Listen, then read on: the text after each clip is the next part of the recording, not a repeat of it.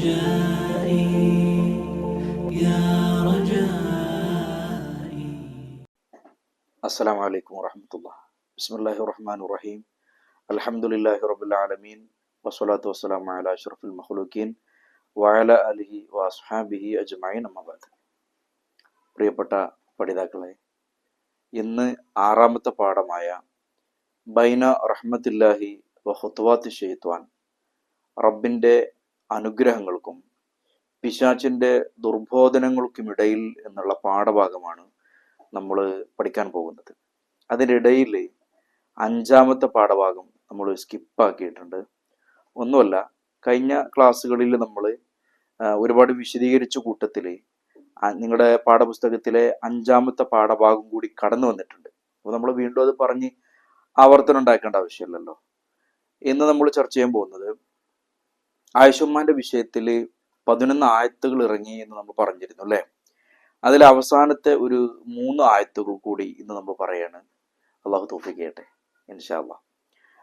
ഇവിടെ നമുക്ക് കാണാം, അള്ളാഹു സുബ്ഹാനഹു വ തആല അവൻ്റെ പ്രവാചകനായ ഹബീബായ റസൂലുള്ളാഹി സ്വല്ലല്ലാഹു അലൈഹി വസല്ലം തങ്ങളുടെ പ്രിയപ്പെട്ട ഭാര്യ ഉമ്മഹാത്തുൽ മുഅ്മിനീൻ ആയിഷ ഉമ്മയും അതുപോലെ തന്നെ സുഫ്വാൻ തങ്ങൾക്കും ഇടയിൽ ഒരു ആരോപണം, പച്ചക്കള്ളം പറഞ്ഞ് പരത്തിയ സമയത്ത് അതിൻ്റെ സത്യാവസ്ഥ ലോക മുസ്ലിങ്ങളെ ബോധ്യപ്പെടുത്തിക്കൊണ്ട് അള്ളാഹു ഇറക്കിയ ആയത്തുകളാണ് നമ്മൾ ചർച്ച ചെയ്തുകൊണ്ടിരിക്കുന്നത്.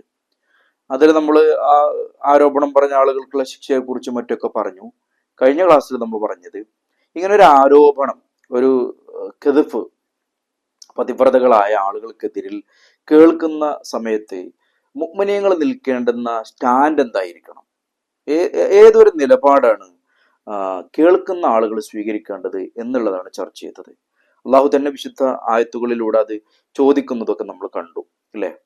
ഇനി നമുക്ക് പറയാനുള്ളത്, ഇത്തരം വിഷയങ്ങൾ ഇത് എന്തുകൊണ്ട് ഇങ്ങനെ ഉണ്ടാകുമെന്ന് ചോദിച്ചാൽ, മുഅ്മിനീങ്ങളെ സംബന്ധിച്ച് അവർക്കൊരു ഋജുവായ നേരായ ഒരു സിറാത്തുൽ മുസ്തഖീം എവിടെയും ആരുടെ മുമ്പിലും പറയാൻ പറ്റുന്ന ഒരു മതമാണ് വിശുദ്ധ ഇസ്ലാം അല്ലേ.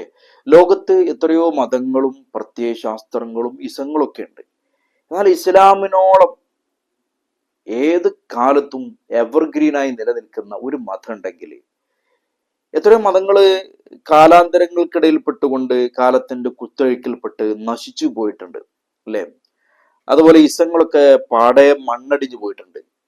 ഇസ്ലാം നാൾക്ക് നാളിങ്ങനെ അതിൻ്റെ ശോഭ ഒളിമങ്ങാതെ പ്രഭ ചൊരുത്തി ഇങ്ങനെ മുന്നോട്ട് പോയിക്കൊണ്ടിരിക്കുകയാണ്. അംഗസംഖ്യകൾ കൂടുന്നു. പാശ്ചാത്യ ലോകത്തുനിന്ന് പോലും വിശുദ്ധ ഇസ്ലാമിനെ പഠിച്ചുകൊണ്ട് ആളുകൾ ഇസ്ലാമിലേക്ക് കടന്നു വരികയാണ്. 1400 കൊല്ലങ്ങൾക്ക് മുമ്പ് എന്താണോ മുത്തുനബി സല്ലല്ലാഹു അലൈഹി വസല്ലം പഠിപ്പിച്ചത്, പറഞ്ഞത്, അതിനെന്നും പറഞ്ഞുകൊണ്ടിരിക്കുന്നു. ആ വിശുദ്ധ ഖുർആനില് ഒരു ഹർഫ് പോലും മാറ്റം വരുത്താതെ അല്ലേ, അങ്ങനെ തന്നെ പറയണം, ഒരായത്തിനും ഒരു കോട്ടം പറ്റാതെ മുത്തുനബി സല്ലല്ലാഹു അലൈഹി വസല്ലം തങ്ങൾ കൈമാറിയതുപോലെ. എന്നാൽ ചില മതങ്ങളിൽ അവരുടെ സംഹിതകളിലും വിശ്വാസധാരകളിലൊക്കെ ചില പുഴുക്കുത്തുകൾ കടന്നു വന്നു. അത് പഴയ നിയമം പുതിയ നിയമം എന്നൊക്കെ പറഞ്ഞാണ്ടൊക്കെ അങ്ങനെ പലതും വന്നുപോയി. പക്ഷെ വിശുദ്ധ ഖുർആനിന് അങ്ങനെ ഒരു പ്രശ്നം ഉണ്ടായിട്ടില്ല. അതുകൊണ്ടാണ് മുത്തുനബി സല്ലല്ലാഹു അലൈഹി വസല്ലം തങ്ങളുടെ ഏറ്റവും വലിയ മുഅ്ജിസത്തായിട്ട് ഖുർആനെ പറയുന്നതൊക്കെ ഞാൻ പറഞ്ഞുകൊണ്ട് വരുന്നത്. അപ്പോൾ ഖുർആൻ അങ്ങനെ പറയുമ്പോൾ തന്നെ ഒരു മുസ്ലിമിനെ സംബന്ധിച്ചിടത്തോളം ഇതൊരു ഒരു ഒരു പ്രകൃതിയോട്, മനുഷ്യനോട്, മനുഷ്യത്വത്തോട് ഇണങ്ങി ഇരിക്കുന്ന, അത്രയും അടുത്തിരിക്കുന്ന ഒരു മതമാണ് അല്ലേ. എങ്ങനെ നമ്മൾ നിസ്കരിക്കണം, നോമ്പ് നോൽക്കണം എന്നൊക്കെ ഇബാദത്തുകൾ പറയുന്നതുണ്ട്. അതിൻ്റെയൊക്കെ അപ്പുറത്ത് ഒരു മനുഷ്യൻ, ഒരു ഹ്യൂമൻ ബീയിങ് എങ്ങനെ ആയിരിക്കണം അവൻ്റെ സോഷ്യൽ ലൈഫ്, അവൻ്റെ അടക്കവും അനക്കവും അവൻ്റെ അച്ചടക്കവും എല്ലാത്തിനെ കുറിച്ചും പറയാത്തതായിട്ടൊന്നുമില്ല. വൃത്തിയെക്കുറിച്ച്, നഖം വെട്ടേണ്ടതിൻ്റെ രൂപത്തെക്കുറിച്ചും, അവൻ്റെ ആവശ്യ നിർവഹണത്തിന് വേണ്ടി പോകുന്ന ടോയ്ലറ്റിൽ പാലിക്കേണ്ട മര്യാദകളെ കുറിച്ച് പോലും ഇത്ര കൃത്യമായിട്ട് വ്യക്തമായിട്ട് പറഞ്ഞ ഒരു മതത്തെ നമുക്ക് കാണാൻ കഴിയില്ല. അത് ഇസ്ലാമിന് മാത്രം അവകാശപ്പെടാനുള്ളതാണ്. അപ്പൊ ആ ഒരു വിശ്വാസധാരയിൽ, ആ ഒരു സംഹിതയിൽ അതിൻ്റെ ആ മൂല്യങ്ങൾ ഉൾക്കൊണ്ട് ജീവിച്ചു കൊണ്ടിരിക്കുന്ന മുഅ്മിനീങ്ങളെ സംബന്ധിച്ചിടത്തോളം അവർക്ക് നാളെ സ്വർഗമുണ്ട്. സ്വാഭാവികമായിട്ടും ചില ആളുകൾക്ക് ഒരു സംശയം ഉണ്ടാവും, ഇവരിങ്ങനെ ജീവിക്കണ്ട, അത്ര വ്യക്തമായും കൃത്യമായിട്ടും അങ്ങനെ ജീവിക്കണ്ട. ഞങ്ങളുടെ ആശയങ്ങൾ ഒന്നുകൂടി വ്യക്തമാക്കി പറഞ്ഞാൽ, പടിഞ്ഞാറിന്റെ വെസ്റ്റേൺ കൺട്രികൾ പുലർത്തിപ്പോരുന്ന ലിബറൽ ചിന്താഗതിയും അഴിഞ്ഞാട്ടവും അതുപോലെ തന്നെ അനാർക്കിയും ഒക്കെ മുസ്ലിം സമൂഹത്തിൽ ഉണ്ടാകണമെങ്കിൽ എന്ത് ചെയ്യണം എന്നവര് കാലങ്ങളായി പഠിച്ചുകൊണ്ടിരിക്കുകയാണ്. അതിനു വേണ്ടിയിട്ട് അവരുടെ ലൈഫിൽ അവര് പരീക്ഷിച്ച് വിജയിച്ച, അല്ലെങ്കിൽ പരീക്ഷിച്ചുകൊണ്ട് അവര് ഇപ്പോഴും അത് തുടരുന്നു. ചില ആൾക്കാരൊക്കെ അത് ഇട്ടുപോന്നു. അതിപ്പോ ഇസ്ലാമിക ലോകത്തേക്ക് കൂടി അവരെ കയറ്റുമതി ചെയ്തുകൊണ്ടിരിക്കുകയാണ്. ഒറ്റ ലക്ഷ്യമുള്ളൂ, ഇസ്ലാമിനെ നശിപ്പിക്കണം, ഇസ്ലാമിന്റെ ആ സൗന്ദര്യത്തെ നശിപ്പിച്ച് കയ്യിൽ കൊടുക്കണം. അതിനു വേണ്ടിയിട്ട് അവര് വല്ലാതെ പരിശ്രമിച്ചുകൊണ്ടിരിക്കുകയാണ്. അപ്പൊ അതിന് ചില മുസ്ലിം നാമധാരികളെ കൂട്ടിപ്പിടിക്കും, ചില മുസ്ലിം സംഘടനകളെ കൂട്ടിപ്പിടിക്കും, അവർക്ക് വേണ്ടുന്ന സൗകര്യങ്ങളും സംവിധാനങ്ങളൊക്കെ ഒരുക്കി കൊടുക്കും. അവരുടെ ലക്ഷ്യം എന്താണ്? ഇസ്ലാമിന്റെ ആ ഒരു പ്യൂരിറ്റി ഇവിടെ നശിപ്പിക്കപ്പെടണം. മുസ്ലിം പേരുള്ള, മുസ്ലിം നാമങ്ങളുള്ളവരും ഇസ്ലാമിനെ കരിവാരിത്തേക്കുന്ന, ഇസ്ലാമിനെതിരിൽ കൊഞ്ഞനം കുത്തുന്ന പ്രവർത്തനങ്ങളേറ്റ് മുന്നോട്ട് വരണം. അവർക്കും പാശ്ചാത്യ ലൈഫും അവർക്കും സ്വതന്ത്ര ചിന്തകളൊക്കെ ഉണ്ടാവണം. പേര് മാറ്റാതെ തന്നെ ഞാനും മുസ്ലിമാണ് എന്ന് പറയുന്നതോടൊപ്പം എന്താ ഇസ്ലാമിൽ എന്താ പ്രശ്നം, അതൊക്കെ പൗരോഹിത്യമാണ്, അതൊക്കെ മൂല്യന്മാര് അല്ലെങ്കിൽ കുറെ സംഘടനകൾ ഉണ്ടാക്കിയതാണ് എന്നൊക്കെ പച്ചക്ക് വെല്ലുവിളിച്ച് ഓനിങ്ങനെ ഒരു സ്വതന്ത്ര മുസ്ലിം ഒക്കെ ആയിട്ട് ഇങ്ങനെ ജീവിക്കുന്ന ഒരവസ്ഥ കുറഞ്ഞ കാലങ്ങളായിട്ട് കാണാൻ തുടങ്ങിയിട്ടുണ്ട്. എന്തുകൊണ്ടാ ചോദിച്ചാല്, അത് ഇത്തരം ആളുകളുടെ അവരുടെ തീരുമാനത്തിന്റെ ഒരു വലിയ ഒരു റാക്കറ്റ് തന്നെ ഇത്തരം തീരുമാനങ്ങൾക്ക് പിന്നിലുണ്ട്. അതാണ് ഇനി നമ്മളിങ്ങനെ ചർച്ച ചെയ്യാൻ പോകുന്നത്. ഇതിലെ 19-ാമത്തെ ആയത്തിൽ അല്ലാഹു തആല സൂചിപ്പിക്കുന്നുണ്ട്, ഇന്നല്ലദീന യുഹിബ്ബൂന അൻ തശീഅൽ ഫാഹിശതു ഫില്ലദീന ആമനൂ ലഹും അദാബുൻ അലീം.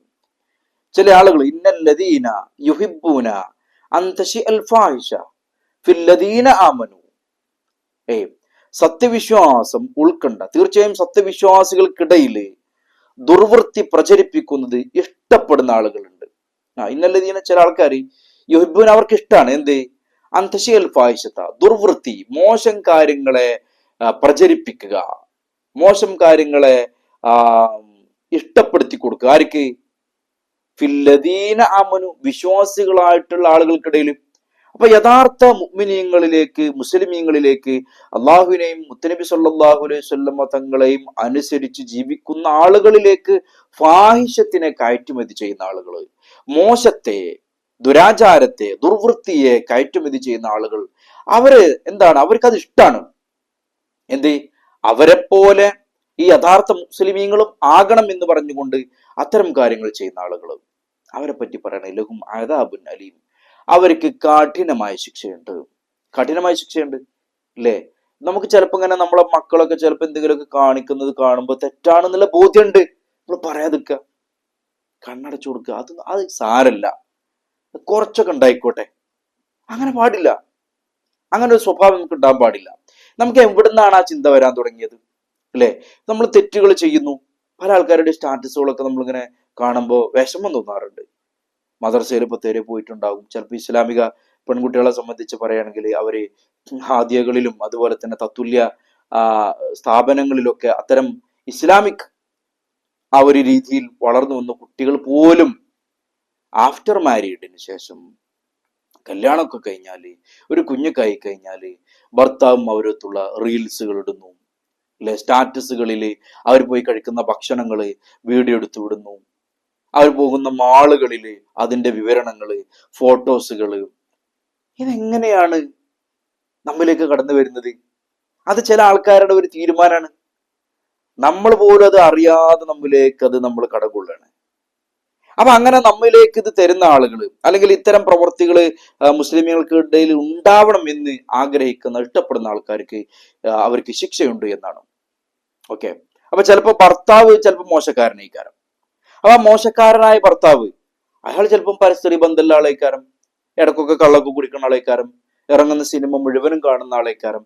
സാധുവായ ഭാര്യ ഇതിലൊന്നും പെടാതെ അലല്ല പടച്ചവനെ മാത്രം ഇങ്ങനെ കണ്ട് പടച്ചവനെ നാളെ ഒരു ലോകമുണ്ടല്ലോ, ആ ലോകത്ത് പടച്ചവന്റെ കോടതിയിൽ ഞാൻ ഒറ്റപ്പെടാൻ പാടില്ലല്ലോ എന്ന് വിചാരിച്ച് നടക്കുന്ന നല്ല സോലിഹത്തായ പെണ്ണേക്കാരൻ. പക്ഷെ അവളെ കൂടി ഇയാൾ നശിപ്പിക്കും. അവളെ കൂടി നശിപ്പിക്കും. കുടുംബത്തിൽ ഒരാളുണ്ടായാൽ മതി അങ്ങനത്തെ ചിന്താഗതിയുള്ള. ബാക്കിയുള്ള ആൾക്കാർക്കൊക്കെ ഒരു പോത്തിന്റെ ദേഹത്ത് വാലിൽ ചേറായാൽ ബാക്കിയുള്ള എല്ലാ പോത്തിന്റെ ദേഹത്തും ആകും എന്ന് നമ്മൾ പഴഞ്ചൊല്ല് പറയുന്നത് പോലെ ഒരാളുണ്ടായാൽ മതി. അങ്ങനത്തെ ഒരൊറ്റ ആളുണ്ടായാൽ മതി. അവരെ നമ്മൾ സൂക്ഷിക്കണം. അവർക്ക് ദുനിയാവിലും ആഖിറത്തിലും അത്തരക്കാർക്ക് ശിക്ഷയുണ്ട്. വല്ലാഹു യഅലമു വഅൻതും ലാ തഅലമൂൻ. അല്ലാഹ്ക്കറിയാം ഇത്തരം ആളുകളെ. വഅൻതും എന്നാ നിങ്ങളോ ലാ തഅലമൂൻ, നിങ്ങൾക്ക് അതിനെ കുറിച്ചൊന്നും അറിയില്ല. തൊട്ടപ്പുറത്ത് അയൽവാസി പോലും ചിലപ്പോൾ ഇത്തരം സ്വഭാവമുള്ള ആളായിക്കാരം. നമ്മോട് ഇങ്ങനെ സ്നേഹം പ്രകടിപ്പിച്ചുകൊണ്ട് ഒരു മെസ്സേജ് വരുന്നു, ഒരു മിസ് കോൾ വരുന്നു, നമ്മുടെ എന്തെങ്കിലും ഒരു സ്റ്റാറ്റസോ മറ്റോ കാണുമ്പോഴത്തിന് ലേക്കൊക്കെ അടിച്ചും മറ്റൊക്കെ നമ്മോട് അടുപ്പം കൂടാൻ ശ്രമിക്കുന്ന ആൾക്കാരെ ലക്ഷ്യം വേറെ കാരം. വല്ലാഹു യഅലം, അല്ലാഹ്ക്കറിയാം. വഅൻതും ലാ തഅലമൂൻ, നിങ്ങൾക്ക് അറിയില്ല കേട്ടോ. അല്ലെ, സാധാരണ പറയാറുണ്ട് സ്ത്രീകളുടെ പ്രണയം കിടക്കുന്നത് കാതുകളിലാണ്. കാതുകൊണ്ടാണ് സ്ത്രീകൾ പ്രണയിക്കുന്നത്, കണ്ണുകൊണ്ടൊന്നുമല്ല. ഒരു പ്രായം കഴിഞ്ഞാൽ പെണ്ണുങ്ങൾക്ക് ഏറ്റവും കൂടുതൽ ആവശ്യം ഉണ്ടാകുക നല്ല മധുരമുള്ള സ്വീറ്റ് വേർഡ്സ്. അവളുടെ സൗന്ദര്യത്തെ കുറിച്ചും അവളുടെ അഴകിനെ കുറിച്ചും അവളുടെ ഡ്രസ് കോഡിനെ കുറിച്ചൊക്കെ ഇങ്ങനെ ആരെങ്കിലുമൊക്കെ നല്ലത് പറഞ്ഞാലേ ഭയങ്കര സന്തോഷമായി. അങ്ങനെയാണ് അപ്രീസിയേഷൻ ഇങ്ങനെ ആഗ്രഹിച്ചുകൊണ്ടിരിക്കുന്ന ഒരു ലൈഫാണ് സ്ത്രീകളെ സംബന്ധിച്ച്. അപ്പൊ അതിങ്ങനെ വോയിസ് ഒക്കെ ഇടുമ്പോൾ ഏതെങ്കിലും ഒരു അണ്ടനോ ഒരു അടകോടനോ ഒക്കെ ഇങ്ങനെ വല്ല വോയിസിലും വന്നിട്ട് ഇങ്ങനെ ഹാപ്പി അല്ലേ എന്നൊക്കെ ചോദിക്കുന്നൊക്കെ കാണുമ്പോൾ ഭയങ്കര സന്തോഷത്തിലൊക്കെ നിൽക്കുന്നതാണ്. ഭർത്താവ് ഒരു മൂരാച്ചിയാണ്, അങ്ങനെ ഒരു റൊമാൻറ്റിക് ഒന്നും ഇല്ലാത്ത ആളാണ് എന്നൊക്കെ പറയും. എന്തുകൊണ്ടാണ്? പെണ്ണ് പ്രേമിക്കുന്നത് കാതുകൊണ്ടാണ്. ഇനി നോക്കൂ നിങ്ങൾ 20ാമത്തെ ആയത്തിൽ എന്താ പറയുന്നത്? വലൗലാ ഫദ്ലുല്ലാഹി അലൈക്കും വറഹ്മതു വഅന്നല്ലാഹ റഊഫുർ റഹീം. വല്ലാത്തൊരു വർത്താനാണ്. അള്ളാഹുവിന്റെ ഔദാര്യവും അള്ളാഹുവിന്റെ ആ ഒരു ഫദ്ലും റഹ്മത്തും നിങ്ങൾക്കുണ്ടാകുമായിരുന്നില്ലെങ്കിൽ നമ്മൾ പെട്ടുപോയിനെന്നാണ് അതിന്റെ അർത്ഥം. അവിടെ ജവാബ് പറഞ്ഞിട്ടില്ല. ജവാബ് പറയാതെ തന്നെ നമുക്കവിടെ മനസ്സിലാക്കാൻ പറ്റണം. അള്ളാഹുവിന്റെ മഹദ് ഫദ്ല് കൊണ്ടും അള്ളാഹുവിന്റെ റഹ്മത്ത് കൊണ്ടാണ് നമ്മൾ തെറ്റിലൊന്നും പെടാതെ ഇങ്ങനെ രക്ഷപ്പെട്ടു പോകുന്നത്. അപ്പൊ അള്ളാഹുവിന്റെ ഫദ്ലും റഹ്മത്തും ഇല്ലായിരുന്നെങ്കിൽ നിങ്ങൾ ശിക്ഷയിൽപ്പെട്ടേനെ, നിങ്ങൾ മോശം പ്രവൃത്തിയിൽ പെട്ടുപോയേനെ. വഅന്നല്ലാഹു റഊഫുർ റഹീം, കാരണം അള്ളാഹു നമ്മളോട് വല്ലാതെ കരുണ ചെയ്യുന്നവനാണ്. അങ്ങേറ്റം അവന്റെ അടിമകളോട് അള്ളാഹുവിന് അങ്ങേറ്റം ദയയാണുള്ളത്, കാരുണ്യമാണുള്ളത്. അല്ലേ? നമ്മൾ ആലോചിച്ച് നോക്കുക. നമ്മളെപ്പോഴും ഇങ്ങനെ പടച്ചോനോട് ദ്വാരക്കണം, പടച്ചോനെ എന്നെ ഒരു മോശം പ്രവൃത്തിയിൽ പെടുത്തരുതേ, എൻ്റെ കുടുംബങ്ങള് എന്നെ കുറിച്ച് ഒരു മോശം വാർത്ത കേൾക്കാൻ ഇടയുണ്ടാകരുതേ. അപ്പൊ ആ ഒരു കാവല് നമ്മൾ പടച്ചോനോട് ഇങ്ങനെ ചോദിച്ചുകൊണ്ടിരിക്കണം. അള്ളാഹിന്റെ കാരുണ്യം, അള്ളാഹുവിന്റെ കാരുണ്യം വേണം. അള്ളാഹിന്റെ കാരുണ്യം ഒന്നും നടക്കൂല. നമ്മൾ ഈ ഭാഗത്തോണ്ടൊന്നല്ല നമ്മൾ പൊരിച്ചു വന്നത്. നമുക്ക് അങ്ങനെ തോന്നലുണ്ടാവും, ഞാൻ ഇപ്പൊ തഹജ്ജുദൊക്കെ നിസ്കരിക്കുന്നുണ്ടല്ലോ, ദുഹ നിസ്കരിക്കുന്നുണ്ടല്ലോ, ഞാന് വിത്ർ നിസ്കരിക്കുന്നു, റവാത്തിബ് നിസ്കരിക്കുന്നു, ഇങ്ങനെയൊക്കെ ചിന്ത ഉണ്ടാവും. പക്ഷേ ഇതൊക്കെ പടച്ചോന്റെ അടുത്ത് സ്വീകരിക്കേണ്ടത് എന്തേലും ഉറപ്പുണ്ടോ? എന്തുറപ്പുള്ളത്? അപ്പൊ റഹ്മാനായ റബ്ബിന്റെ അങ്ങേയറ്റത്തെ ഫള് ഉണ്ടെങ്കിൽ തന്നെ രക്ഷപ്പെടുള്ളൂ. എത്ര ആൾക്കാരാണെന്നറിയോ പ്രത്യക്ഷത്തിൽ നല്ല ലൈഫായിരുന്നു, മരിക്കുന്ന സമയത്ത് അവർ ഈമാൻ കിട്ടാതെ ആഖിബത്ത് മോശമായിട്ട് മരിച്ചുപോയ എത്ര ആൾക്കാർ ചരിത്രം കാണാൻ പറ്റുന്നറിയോ? അള്ളാഹു കാക്കട്ടെ. അപ്പൊ ആ പടച്ചോന്റെ ആ ഒരു ഔദാര്യം നമ്മൾ എല്ലാ സമയത്തും പടച്ചോണ്ട് ചോദിച്ചുകൊണ്ടിരിക്കണം. എന്തിന്? നമ്മൾ നേർവഴിയിലായിട്ട് പടച്ചോൻ ഇഷ്ടപ്പെട്ട വഴിയിൽ തന്നെ ഇങ്ങനെ ജീവിച്ചു മരിക്കാൻ അള്ളാഹു തൗഫീഖ് ചെയ്യട്ടെ. ഇനി നമുക്ക് അവസാനമായിട്ട് ചർച്ച ചെയ്യാനുള്ളത് 21ാമത്തെ ആയത്താണ്. അത് പിശാചുമായിട്ടുള്ള ഒരു സമ്പർക്കം പുലർത്തുന്നതിനെ കുറിച്ചാണ്. വളരെ ശരിക്കും മനസ്സിലാക്കേണ്ടുന്ന ഒരു കാര്യം കൂടിയാണ്. യാ അയ്യുഹല്ലദീന ആമനൂ ലാ തത്തബിഉ ഖുതുവാത്തി ശൈത്വാൻ വമൻ യത്തബിഉ ഖുതുവാത്തി ശൈത്വാനി ഫഇന്നഹു യഅ്മുറു ബിൽ ഫഹ്ശാഇ വൽ മുൻകർ. നിങ്ങൾ സത്യവിശ്വാസികളെ, നിങ്ങൾ ലാ തത്തബിഉ, നിങ്ങൾ പിന്തുടരുത് ഖുതുവാത്തി ശൈത്താൻ, പിശാചിന്റെ കാൽപ്പാടുകൾ നിങ്ങൾ പിന്തുടരാൻ പാടില്ല. ഹുത്തുബാത്ത് ഒരു ഹുത്തുബത്ത് എന്നല്ല പറഞ്ഞു, ഹുത്തുബാത്ത് എന്നാ പറഞ്ഞത്. പല രീതിയിലും പിശാച്ച് നമ്മളെ പഴിപ്പിക്കാൻ നോക്കും. നമുക്ക് മനസ്സിലാവൂല. പല രീതിയിലും നോക്കും. അതിനാണ് ഹുത്തുബാത്ത് എന്ന് പറഞ്ഞത്. ഒരുപാട് വഴികളിലൂടെ, ഒരുപാട് മാർഗങ്ങളിലൂടെ, അവന്റെ ഒരുപാട് കാൽപ്പാടുകളിലൂടെ അവൻ നമ്മളെ പഴിപ്പിക്കാൻ നോക്കും. നിങ്ങൾ അതിൽ പെട്ടു പോകരുത്.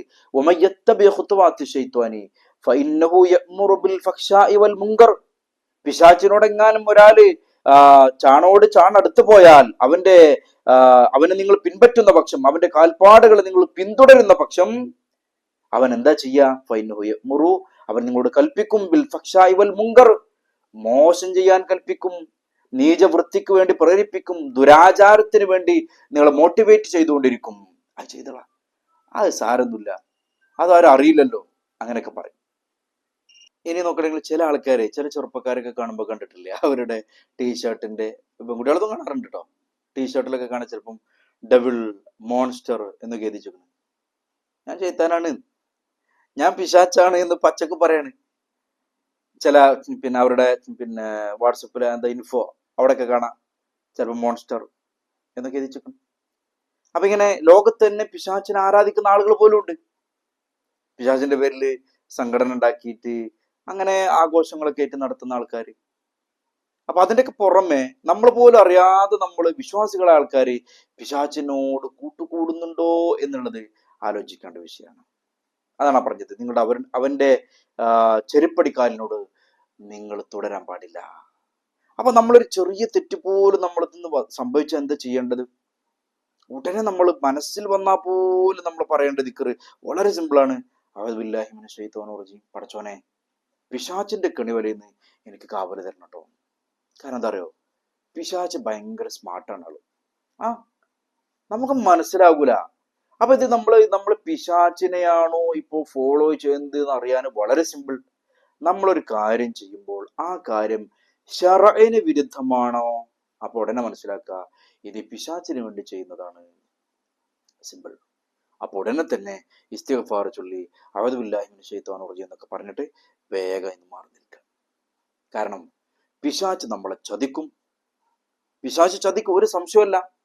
നമ്മളെ മാത്രമല്ല, നമ്മുടെ പിശാച്ചിന്റെ ഏറ്റവും വലിയ ചതി എന്ന് പറഞ്ഞാൽ നമ്മുടെ പ്രിയപ്പെട്ട ഉപ്പാപ്പയും ഉമ്മമ്മയും ബഹുമാനപ്പെട്ട ആദം നബി അലൈഹി സ്വലാത്തു വസ്സലാമിനെയും അവിടുത്തെ പ്രിയപ്പെട്ട ഭാര്യ ഹവ്വാ ബീവിയെയും ചതിച്ചതാണ് പിശാച് ചെയ്തത് അല്ലെ. മനുഷ്യന്റെ തുടക്കം സ്വർഗലോകത്ത് സന്തോഷത്തോടെ ജീവിച്ചിരുന്ന മനുഷ്യന്മാരെ അവൻ പിഴപ്പിച്ചു, അവൻ ചതിച്ചു. പടച്ചോൻ ആദം നബിയോട് പറഞ്ഞതാ, ഇന്നഹു അദുവ്വുല്ലക വലിസൗജിക, ആദമേ നിന്റെയും നിന്റെ ഭാര്യയുടെയും അദുവ്വാണ്, ശത്രുവാണവൻ, അവനെ നിങ്ങൾ പിന്തുടരുത്, അവനെ പിന്തുടർന്നാൽ നിങ്ങൾക്ക് നാശം ഉണ്ടാകും എന്നൊക്കെ പറഞ്ഞാണ്. പിന്നെ ഇങ്ങനെ സോപ്പിട്ട് ഹവ്വാ ബീവിനെ ഇങ്ങനെ സോപ്പിട്ട് അതിങ്ങനെ ആദം നബിയിലേക്ക് എത്തി. അങ്ങനെ ഫലം പറിക്കാൻ പറയുകയും തുടർന്നുള്ള ചരിത്രം ഞാൻ പറയുന്നില്ല. അപ്പൊ പറഞ്ഞെന്തോ ചോദിച്ചാല്, അവിടുന്ന് പിശാചി ചതിയിൽപ്പെട്ടുകൊണ്ട് സ്വർഗലോകത്തിന്റെ പുറത്തേക്ക് പോരേണ്ടി വന്നവരാണ് നമ്മൾ. അവൻ പടച്ചോനോട് ചോദിച്ചു വാങ്ങിയതാണ്, എനിക്ക് അന്ത്യനാൾ വരെ ആയുസ്സിനെ നീട്ടിത്തരണം എന്നവൻ ചോദിച്ചതാണ്. പടച്ചോൻ കൊടുത്തു, റഹ്മാനല്ലേ, അവന്റെ മഹദുഫദിനോട് കൊടുത്തപ്പോ എന്താ സംഭവിച്ചത്? അവൻ പടച്ചോനോട് ഒരു വെല്ലുവിളി നടത്തിയിരിക്കണേ. നമുക്ക് ഇൻഷാ അല്ലാഹ് അത് അവസാനം പറയണം. ആയത്തിന്റെ ബാക്കി നോക്കി, വലൗലാ ഫദ്ലുല്ലാഹി അലൈക്കും വറഹ്മതു മാ സക്കാ മിൻകും, വലൗലാ ഫദ്ലുല്ലാഹി അലൈക്കും വറഹ്മതു മാ സക്കാ മിൻകും മിൻ അഹദിൻ അബദ വലാകിന്നല്ലാഹ യുസക്കാ മൻ യശാ വല്ലാഹു സമീഉൻ അലീം. എങ്ങാനും അള്ളാഹുവിന്റെ റഹ്മത്തും ഔദാര്യവും ഉണ്ടായിരുന്നില്ലെങ്കിൽ അബദ, നിങ്ങളിൽ ഒരാളും ഒരിക്കലും പരിശുദ്ധി പ്രാപിക്കല്ലായിരുന്നു.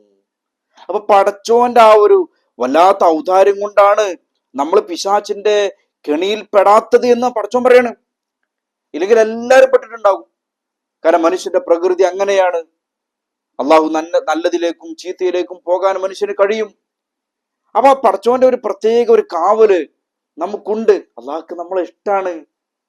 അപ്പൊ ആ ഇഷ്ടം നമ്മൾ തിരിച്ചു കൊടുക്കേണ്ട എങ്ങനെയാണ്?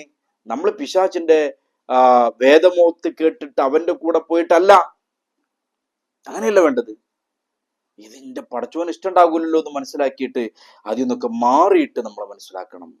പെണ്ണുങ്ങളോട് പ്രത്യേകം പറയാനുള്ളത്, ഒറ്റയ്ക്ക് യാത്ര പോകരുത്. ഒറ്റയ്ക്ക് യാത്ര പോകാൻ പാടില്ല.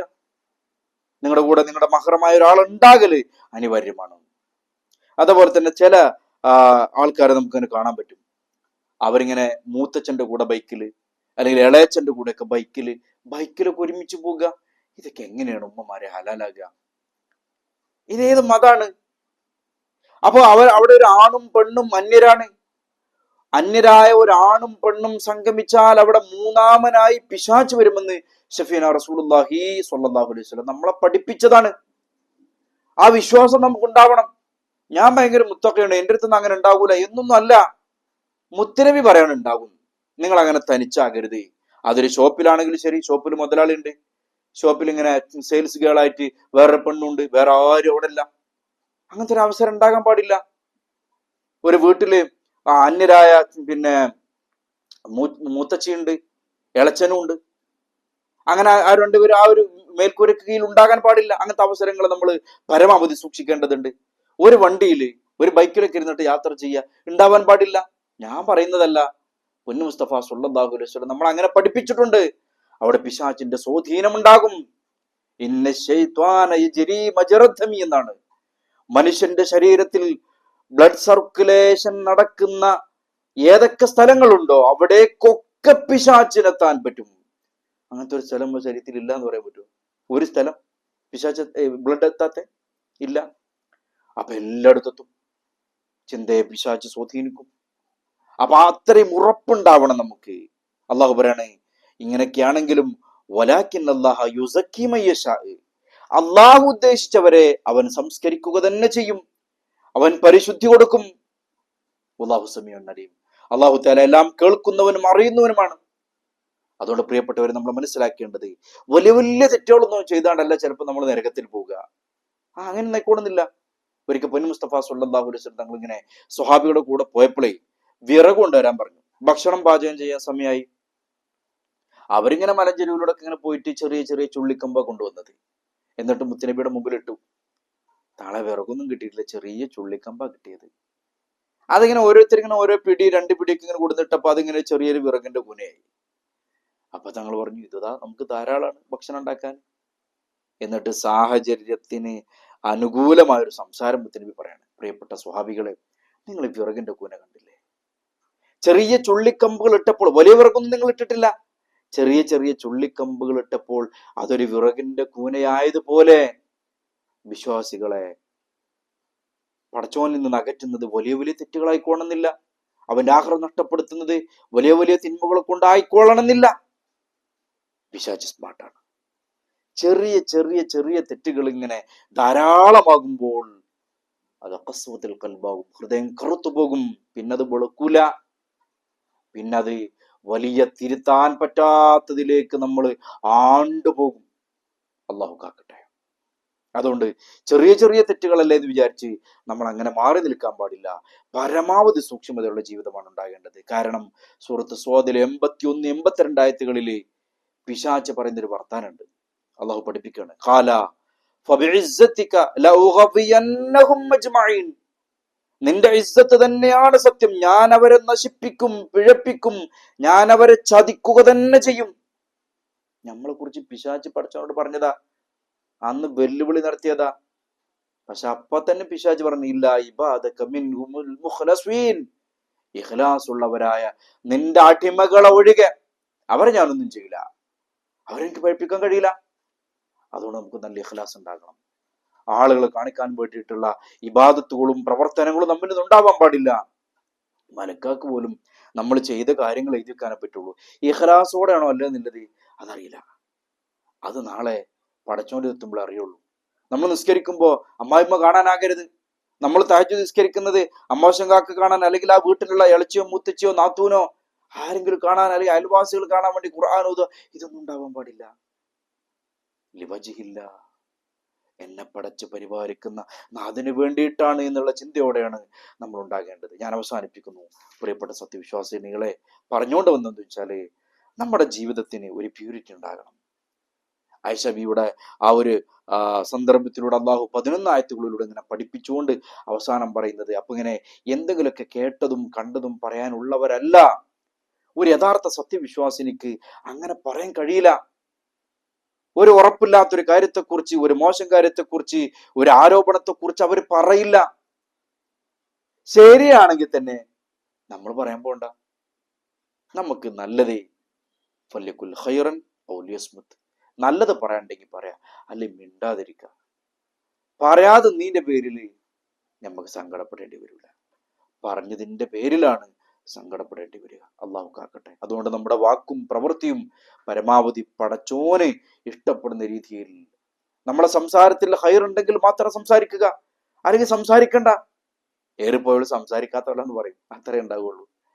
എന്നാലും നമ്മുടെ നാവ് കൊണ്ട് ഒരു വിന മറ്റൊരാളെ പറ്റിയാകുമ്പോൾ, നമ്മുടെ കാരണം കൊണ്ട് ആരുടെങ്കിലും ജീവിതം, ആരുടെങ്കിലും കുടുംബ ജീവിതത്തിലൊക്കെ അവരുടെ സമാധാന അന്തരീക്ഷം കുളം തോണ്ടുന്ന അവസ്ഥയിലേക്ക് നമ്മുടെ സംസാരം എത്താൻ പാടില്ല.